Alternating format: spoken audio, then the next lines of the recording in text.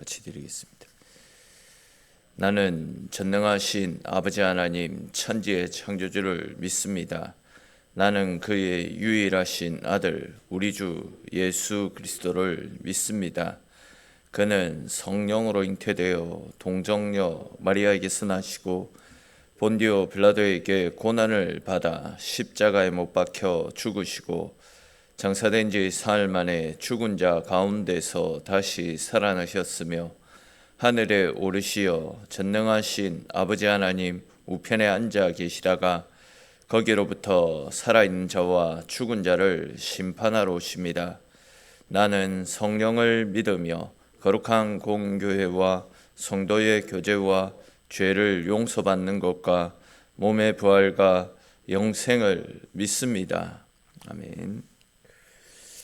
오늘 함께 나눌 말씀 보겠습니다. 오늘 말씀은 마태복음 27장에 있는 말씀입니다.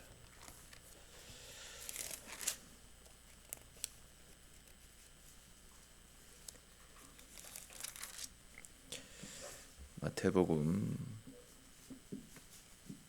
27장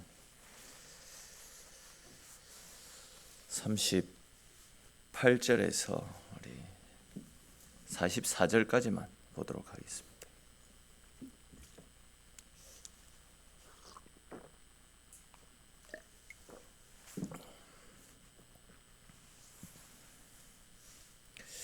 죄송합니다. 우리 46절까지 읽겠습니다. 38절에서 46절까지 27장 38절에서 46절까지 한 절씩 읽고 46절은 같이 읽겠습니다.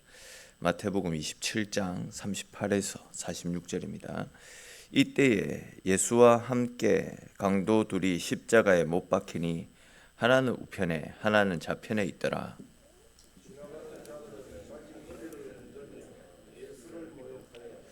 이르되 성전을 헐고 사흘에 짓는 자여, 내가 만일 하나님의 아들이여든 자기를 구원하고 십자가에서 내려오라 하며,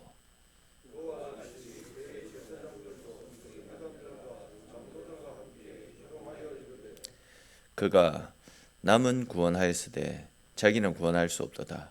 그가 이스라엘의 왕이로다. 지금 십자가에서 내려올지어다. 그리하면 우리가 믿겠노라.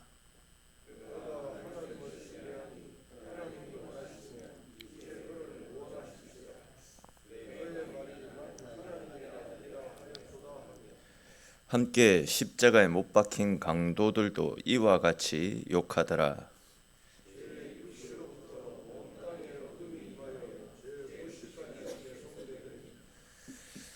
같이 읽겠습니다.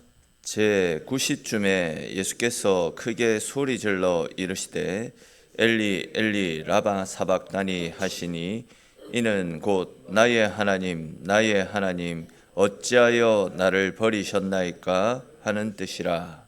아멘. 이 시간은 우리 청년들 나오셔서 특송으로 선교 주시겠습니다.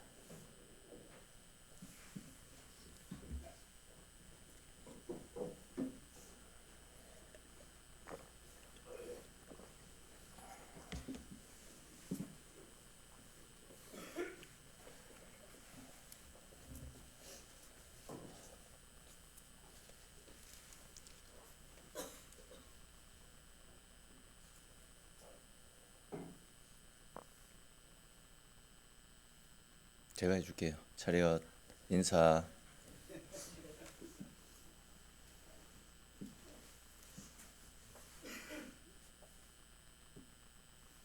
제가 해줄까요? 시작.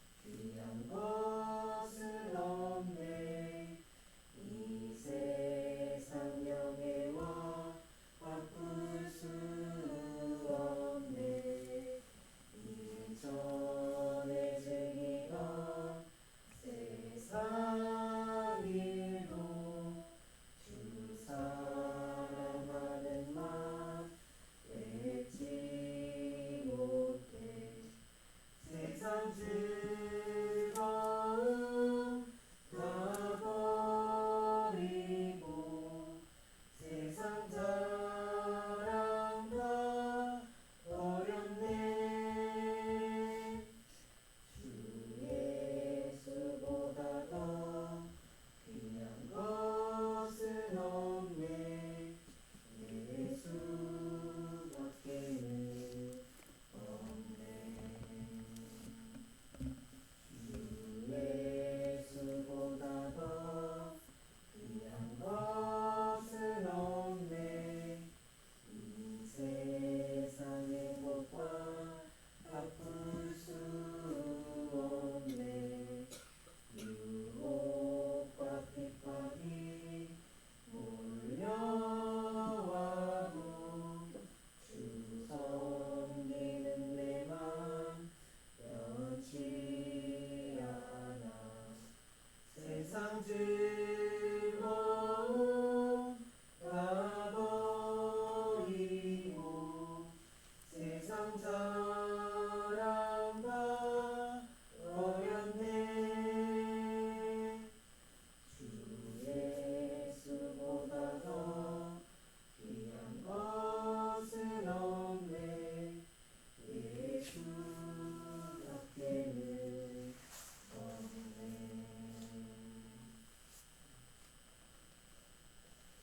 차렷. 장례.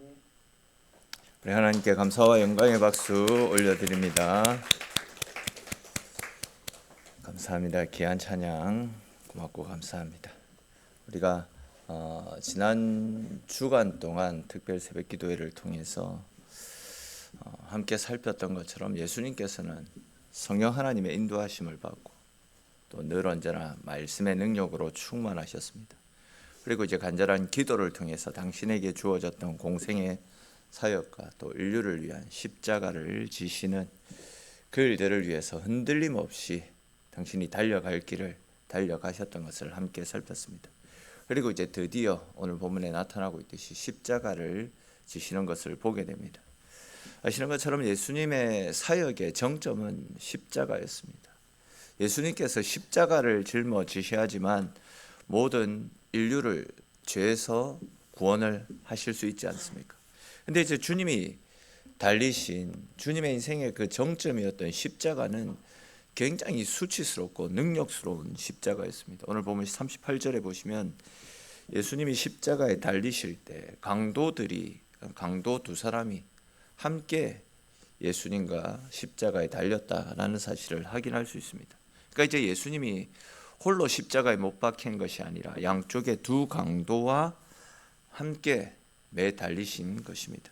그러니까 이제 사람들은 예수님을 모욕하기 위해서, 그러니까 예수님을 두 흉악범들과 동급으로 매도시키기 위한 목적으로 흉악한 사람들을 함께 십자가에 달았던 겁니다. 그러니까 이제 예수님을 강도와 동급으로 몰아가서 예수님의 죽음은 특별한 죽음이 아니다.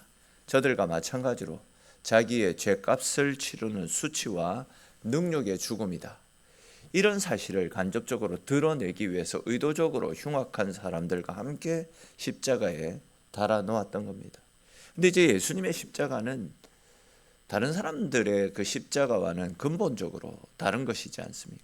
그러니까 이제 강도들은 자기의 죄 때문에 짊어지는 죄값을 치르는 죽음이지만 예수님은 그런 죄인들과 또 우리 모든 인류의 죄의 형벌을 대신 짊어지시는 타인을 위한 십자가였습니다.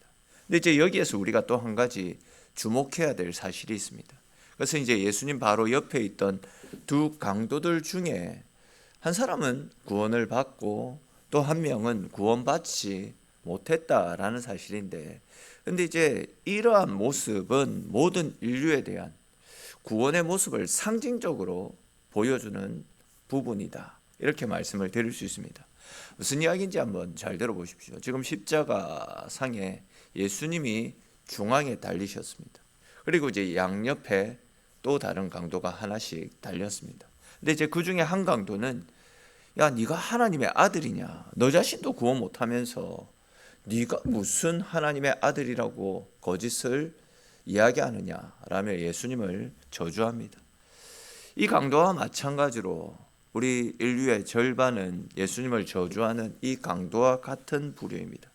그들은 자신의 죄로 말미암아 심판을 받아 죽음을 당하는 것인데 끝까지 예수님을 조롱하고 예수님을 믿지 않습니다. 그런데 이제 나머지 반은 인간적으로 죄를 지어서 십자가에 달리지만 죄의 형벌을 받아야 되지만 자신의 죄를 회개하고 예수님께 구원을 요청하는 또 다른 강도의 모습과 같다 할 수 있습니다. 그러니까 이제 이 강도는 예수님을 저주하는 다른 강도에게 너와 나는 죄값으로 이렇게 죽는 것이 마땅하지만 저분은 예수님은 아무런 죄가 없는 분이다 이렇게 이야기하면서 예수님께 주님 당신의 나라가 임하실 때에 저를 기억해 주십시오 라고 부탁을 하죠. 근데 보시면 이 강도는 예수님으로부터 네가 오늘 밤 나와 함께 낙원에 있을 것이다 이렇게 천국을 약속받게 되지 않습니까? 그러니까 이제 죽기 직전에 회개하고 뉘우치고 주님을 구주로 영접한 것밖에 없는데 평생 죄로 찌들려 있던 사람인데 죽기 직전에 자신의 죄를 고백하고 예수님을 구원자로 믿었기 때문에 주님께서는 이 사람의 죄를 없이 하셨고 다 용서해 주시고 천국으로 이끌어 주셨던 겁니다. 이것을 조금 다르게 표현하면 아무리 큰 죄인이라도 주님을 찾을 때 주님 앞으로 나아가게 될 때 죄 사함을 받고 하나님의 백성이 될 수 있다.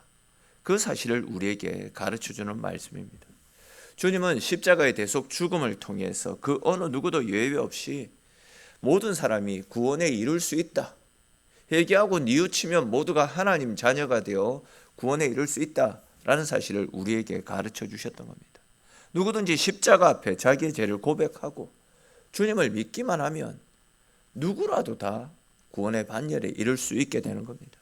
근데 안타깝게도 이제 세상의 수많은 사람들이 오늘 본문에 나타나는 이 한 강도처럼 또한 예수님을 십자가에 달아 죽이라고 외치고 있는 이 군중들처럼 아무리 죄 용서를 받고 살 길이 주어져 있음에도 불구하고 살 수 있는 길을 거부합니다. 끝까지 십자가를 믿지 않습니다. 끝까지 멸망을 향해 달려가는 겁니다. 오늘 보면 39절 42절 말씀에도 나타나고 있듯이 수많은 사람들이 구원자가 그들 가운데 있는데도 불구하고 그 구원자를 거부하고 오히려 구원자를 조롱하고 멸시하고 있지 않습니까? 이렇게 예수님을 조롱하는 무리들 속에는 로마 병정들만 있었던 것이 아니라 대제사장들을 비롯한 바리새인들 또 유대의 지도자들 또한 그들에게 매수된 사람들도 그 자리에서 함께 예수님을 조롱하고 있습니다. 끝까지 비웃고 있죠. 그리고 근데 우리는 이렇게 이제 모든 사람들이 조롱하고 비웃는 이 십자가 현장 가운데 있는 예수님의 모습에 주목할 필요가 있습니다. 여러분 십자가에서 육신적으로 망가지시고 또 당신의 제자들을 비롯한 모든 군중들로부터 버림받으셨던 예수님의 영적 상태가 어떠했겠습니까? 예수님이 지금 현재 육신적으로는 완전히 다 망가지셨지만 영적으로는 단 일의 흐트러짐도 없으셨습니다. 당신에게 주어진 그 인류를 위한 십자가의 사명을 한시도 잊지 않으셨고 당신을 죽이려고 하는 덤벼드는 그 사람들과 그렇게 조롱하고 멸시하는 그 무리들을 향해서 아버지 저들은 지금 자기들이 무슨 일을 하고 있는지 모릅니다. 그러니 저들을 용서해 주십시오. 그렇게 마지막까지도 원수들을 향해서 기도하시는 모습을 볼 수 있습니다. 이 말씀을 조금 다르게 표현하면 예수님은 고난을 피하거나 거부하지 않으셨다라는 거죠. 오히려 당신 스스로가 그 고난 깊은 곳으로 들어가심을 통해 고난을 이기셨다라는 거죠. 오히려 고난을 받아내셨다. 그 표현이 더 적절한 것 같습니다. 즉 조롱과 폭력, 채찍과 면류관 또한 십자가의 처형을 원망하거나 거부하지 않으셨고 그대로 다 떠안으셨다라는 겁니다. 많은 고난이 엎치고 덮쳐도 그 모든 것들을 당신이 짊어져야 될 고난으로 기꺼이 받으셨다라는 겁니다. 우리는 이러한 예수님의 모습을 보면서 세 가지 사실을 발견할 수 있습니다. 첫째로 예수님께서 당신 스스로 그 십자가의 고난을 선택하셨다라는 것이고, 둘째로 상대방은 폭력으로 나왔지만 주님은 오히려 비폭력으로 오히려 그들을 품어주셨다라는 것이고, 마지막 세 번째는 당신을 죽이려고 덤벼드는 그 사람들을 향해 마지막까지 인애와 자비와 사랑으로 기도해 주셨던 모습입니다. 그러니까 이제 우리 주님은 당신 앞에 고난이 찾아왔지만 고난 때문에 물러서지 않았다라는 거죠. 오히려 그 고난을 믿음으로 이겨내셨습니다. 폭력에 맞서서 비폭력으로 그들을 품어주셨고, 미움에 맞서서 오히려 그들을 중보하는 기도로 그들을 끝까지 챙기셨습니다. 또한 당신에게 주어진 십자가의 죽음, 그 십자가의 그 고난을 사명으로 받아들임으로써 죽음을 이기셨고 고난을 이기셨더랬습니다. 43절 44절의 말씀을 통해서도 알 수 있듯이 예수님께서 사람들에게 핍박을 받으신 이유는 자신이 하나님의 아들이라고 주장하셨기 때문입니다. 그리고 예수님께서 받으신 고난의 정점은 십자가에 달리신 것이 아니라 하나님의 외면이었습니다. 사실 우리는 조롱을 받고 핍박을 당하고 또 손가락질을 받아도 그 고난의 현장 가운데 하나님께서 함께 하신다면 얼마든지 고난을 이기고 고난 속에서도 위로를 받을 수 있지 않습니까? 근데 이제 위기 가운데 있는데 하나님마저도 나를 외면하신다라고 느껴진다면 그때 느끼는 상실감은 어떻게 말로 표현을 할 수 없을 것입니다. 근데 이제 46절에 나타나고 있듯이 예수님은 마지막 순간에 하나님 어찌하여 나를 버리셨나이까? 라는 이런 간절한 부르짖음으로 세상을 떠나가시는 것을 보게 됩니다. 즉 하나님께서 예수님을 외면하셨던 겁니다. 예수님의 죽음 앞에 하나님도 외면하셨던 거죠. 다른 말로 하면 예수님께서 하나님의 외면을 경험하신 것입니다. 그러나 그렇게 하나님께서 십자가에 달리신 예수님을 그 순간만큼은 외면하셨기에 우리 모든 인류에게 구원의 길이 열릴 수 있게 되었던 겁니다.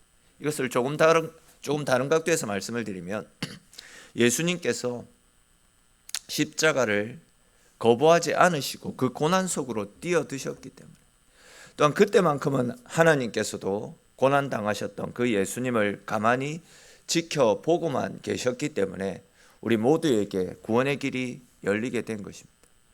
근데 만약에 세상 죄를 짊어지셔야 되는 예수님께서 십자가의 죽음을 거부하셨다면 우리 인간의 죄는 결코 사함받을 수 없는 겁니다. 그러나 예수님께서 우리를 위해 기쁨으로 그 고난에 동참하셨기에 우리 모두에게 구원의 길이 열릴 수 있게 되었던 것입니다.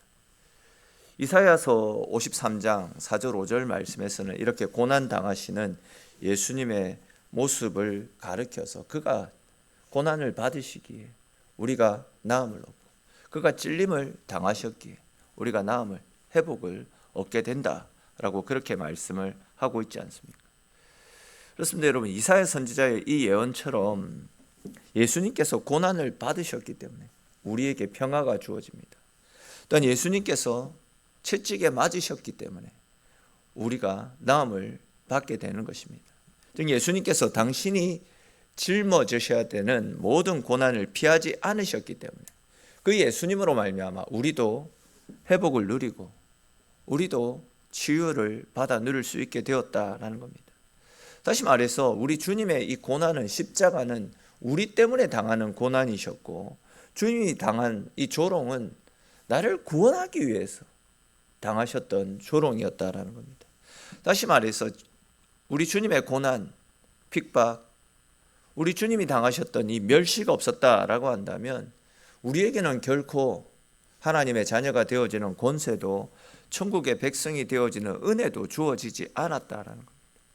십자가의 고난을 기도와 말씀으로 또 성령 충만함으로 묵묵하게 이겨내셨던, 우리를 사랑하시되 끝까지 사랑하시는 우리 주님으로 말미암아 우리에게 새로운 생명이, 구원의 길이 열리게 된 것입니다.